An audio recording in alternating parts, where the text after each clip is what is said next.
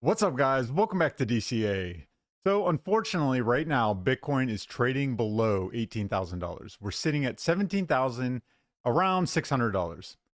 If you watch this channel, we've been talking about for a long time now, Bitcoin in these market conditions and the crypto market in general is going to get absolutely hammered because ultimately this space has never experienced a true recession before.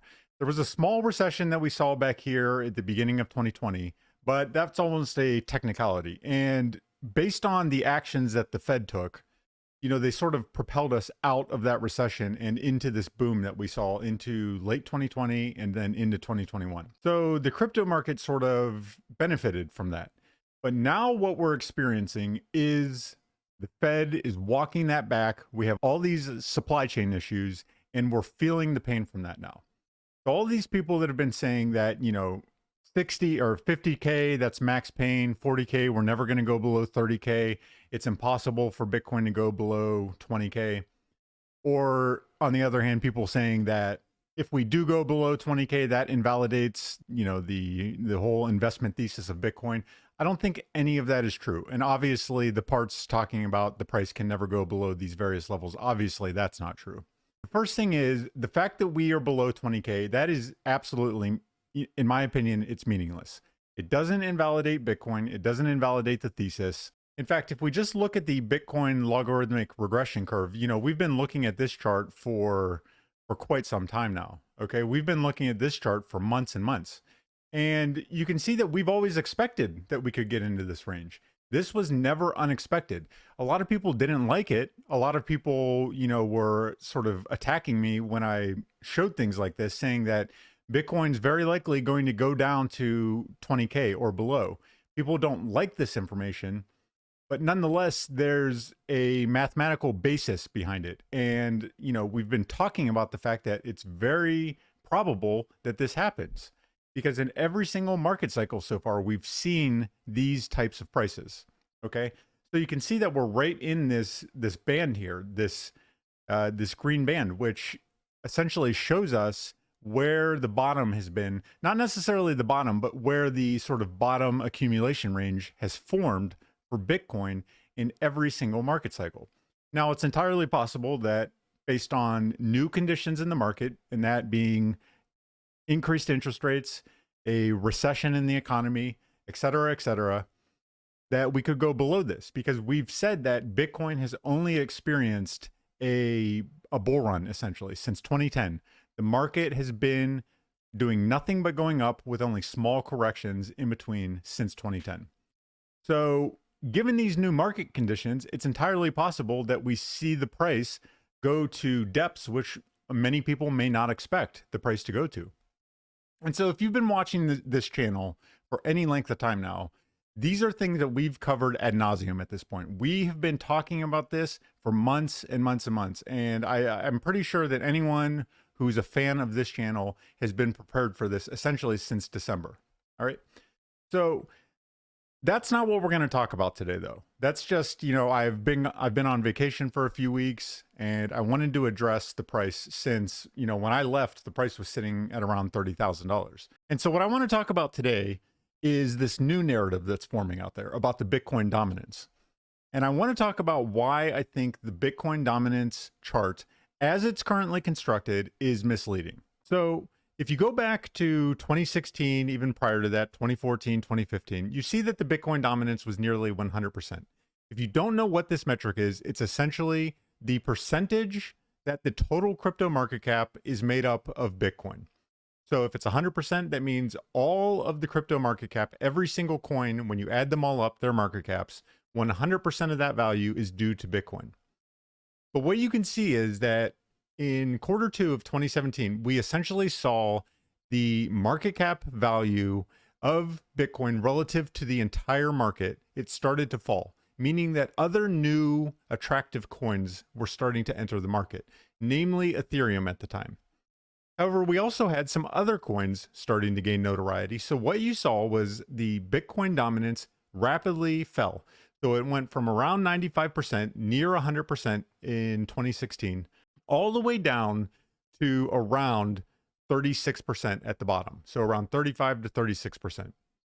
But then when that market cap sort of peaked out, we saw the bubble burst at the beginning of 2018. You saw that the market cap of Bitcoin began to rise relative to the rest of the market. Even though Bitcoin was falling, the price of Bitcoin was falling, we all know that, it was falling much less than all of the altcoins because a lot of the altcoins were going down 90%, 95%, 99%. And that's kind of what we've been talking about. And that's kind of what we expect in these markets is even though Bitcoin will be taking a hit along with everything else in a bear market, you're going to see that Bitcoin's taking that hit, but the altcoins are getting absolutely annihilated. And that's kind of what it seems like, one would expect is happening right now. But you're seeing that the narrative about the Bitcoin dominance is coming out that, altcoins are better than Bitcoin because, what we're seeing is Bitcoin dominance cannot get above this 48% level. So back here in this 2018 cycle, when we went into the bear market, you saw the Bitcoin dominance just flying up. Okay. So it went all the way back up to around 72%. And in this cycle, you're seeing the Bitcoin dominance. If we just take a look at, this range here, we are stuck essentially between this 48% level at the top and then around 40% at the bottom.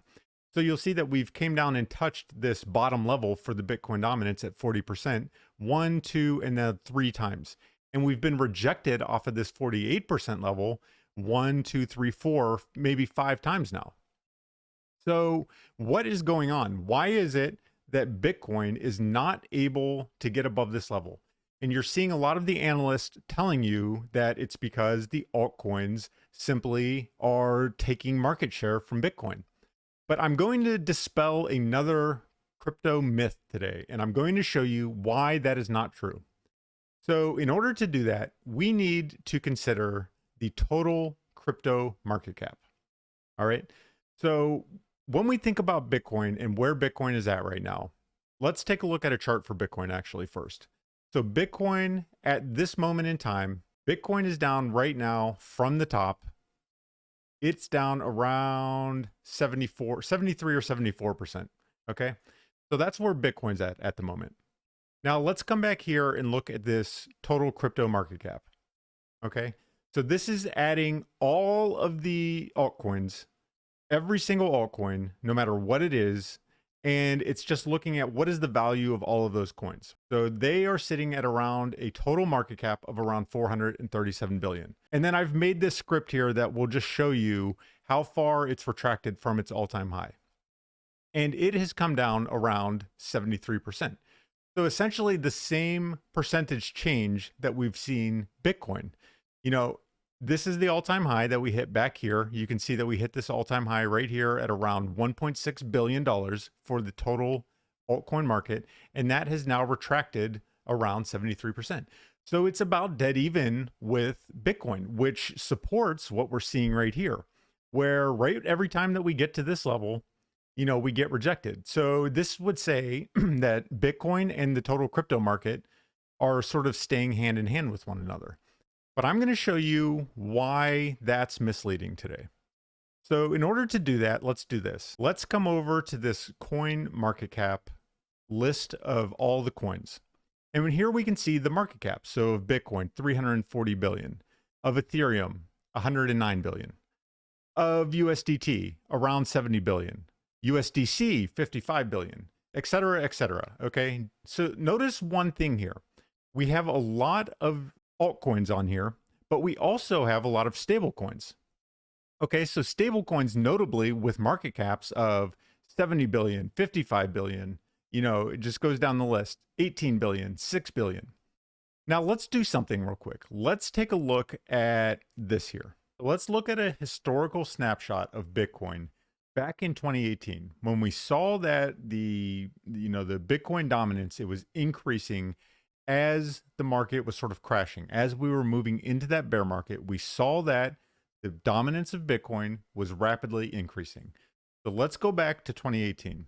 And one thing you'll note right away, Bitcoin market cap of around 110 billion. And then you have Ethereum, XRP, Bitcoin Cash, etc.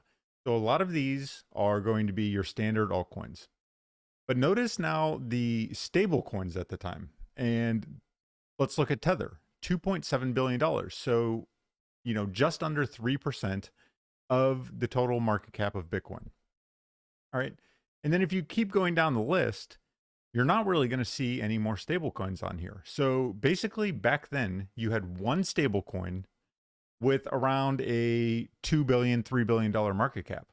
So that's going to contribute much less to the overall market cap when you look back then than what you're seeing now. And we'll take a look at that in further detail next. And we can see that here. So we'll add this line on. The white line is the total crypto market cap, excluding Bitcoin.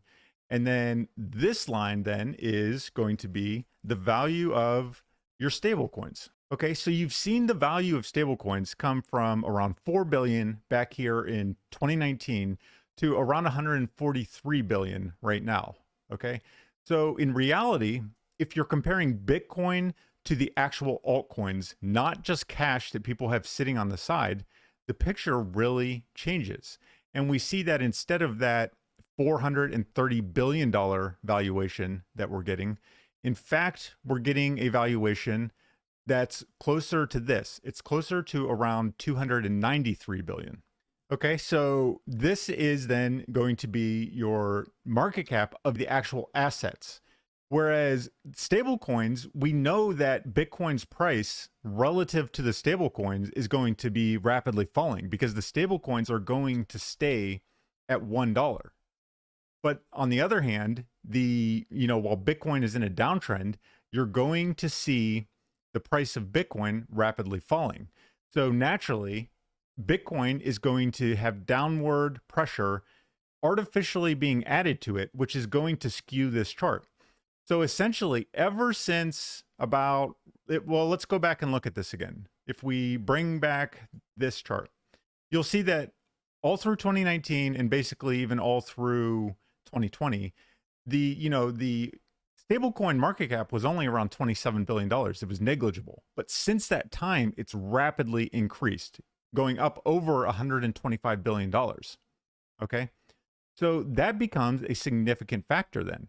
So basically, ever since sometime around 2021, Bitcoin in this dominance chart has had artificial pressure against it to the downside. And that artificial pressure is people now store their money in the crypto market in altcoins instead of in cash because it's easier to move around from place to place. So let's see if that then makes sense with regards to what we're seeing in the actual prices. So remember, this is the price of the asset we're looking at, in this case, Bitcoin. And this is the script that I have, which shows you how far the price has retracted from the all-time high. And Bitcoin down 73%, as we said. Well, let's take a look at Ethereum. All right. Ethereum down 81%. Let's just go down the list. Matic, we could, pick any coins we want. Matic down 88%. Let's look at Solana. Okay.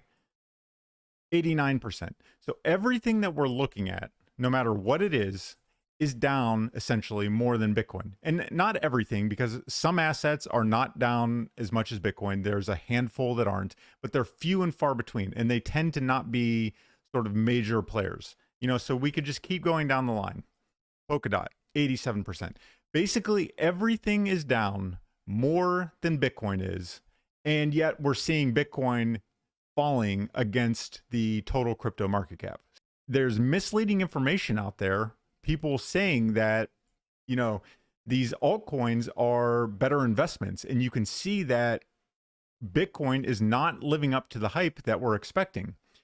And so we can then finally see exactly why it is. And this chart will show it perfectly. So this chart that we're looking at here is simply the market dominance of the stable coins. So I've taken all your major stable coins other than the new Tron stablecoin USDD. We don't have a market cap total for that on TradingView yet, so I can't add it into the script, but it's negligible. Okay, it's less than 1% addition to this. So when you look at the market cap dominance of the stable coins, you can see that they have absolutely exploded in the recent weeks and months. So starting right around here in March, the percentage of coins that are being held, or the percentage of the total crypto market cap being held in stable coins, has absolutely exploded. So we've went from around 6% or so, 6 or 7% back here in March, all the way up to where we're at right now at 18, approaching 20%. So the crypto market cap dominance exclusively composed of stable coins has absolutely went parabolic. And that's because people are fleeing these riskier assets, as well as Bitcoin and Ethereum for that matter, but they're fleeing these riskier assets and they're going into stablecoins. And finally, this will be sort of the culmination of everything we're talking about right here. What is the actual Bitcoin dominance in? And this is a script I wrote that I'm going to release on my Discord channel today. If you're interested, you could head over there and sign up for it. But what we can do is then just add this in. And this shows us the true Bitcoin dominance. So we'll zoom out here. You can see that all the way through essentially right here in 2019, when Tether started to gain some prominence, these two market caps were essentially the same. So prior to 2019, the market cap dominance of Bitcoin against the total crypto market was essentially the same exact thing as Bitcoin against the total crypto market cap minus stablecoins. But in recent months and weeks, we have seen that there has become a huge gap between the rest of the altcoins and Bitcoin. So this narrative telling us that the size of Bitcoin in relation to the rest of the market hasn't been growing is verifiably false. Because in fact, we've seen, if you look at just in red is the original Bitcoin dominance chart. If we look at just that, you've seen that there's a huge drop off right here. Okay, there's a huge drop off in June where it went from around 48% all the way down to 44%. But if we look at the reality of the situation, the drop has been actually fairly small. So Bitcoin's dominance is actually much closer to 55%. And what we see is that it, in fact, has increased above this sort of, supposed resistance level that people have been talking about, kind of right here at around 49%. But we can see that that has actually been broken. Okay. We actually have broken above that level as of May. And so all of this market cap that's kind of holding Bitcoin back, quote unquote, with relation to the total dominance of the market, it's actually stable coins. And stable coins prices aren't changing. That's why you're seeing in a downtrend, the Bitcoin dominance is going to never be able to go to higher levels. Because as people sell their assets, they're going to move into stable coins. And as they're moving into stable coins, those prices are going to stay stable, obviously. So the price of Bitcoin and its total market cap is always going to look smaller relative to that increasing supply of the crypto market held in stable coins. So that's why I've created this new metric. I'm calling it the DCA True Bitcoin Dominance Level. And this will be available for you to see and download, add to your own charts on my Discord channel. You could go there now and get that. Okay. Or later today. I'll upload it sometime later today. So ultimately, what we're saying here is Bitcoin is doing exactly like we would expect it to do. It's increasing with relation to the rest of the crypto market. It's a less risky asset where it's going to hold its price better than most of the altcoins, if not all of them eventually. If this continues on for long enough, you're going to see that Bitcoin is going to continue to rise. Now, if you're looking at the old Bitcoin dominance chart, if you're looking at this chart here, you're not going to see that because individuals will continue to move into stable coins and their price will always look better in relation to Bitcoin as long as the market is in a downtrend. But when you get rid of those stable coins, which obviously aren't going up or down, then you're going to see that overall, the dominance of Bitcoin is going to continue to rise because it will very likely hold its price better than the altcoins will. So the narrative out there is telling you that the altcoins are better investments in a bear market, it's verifiably false, and we can do that with this chart. So That's going to be it for this one, guys. Until next time, as usual, see you.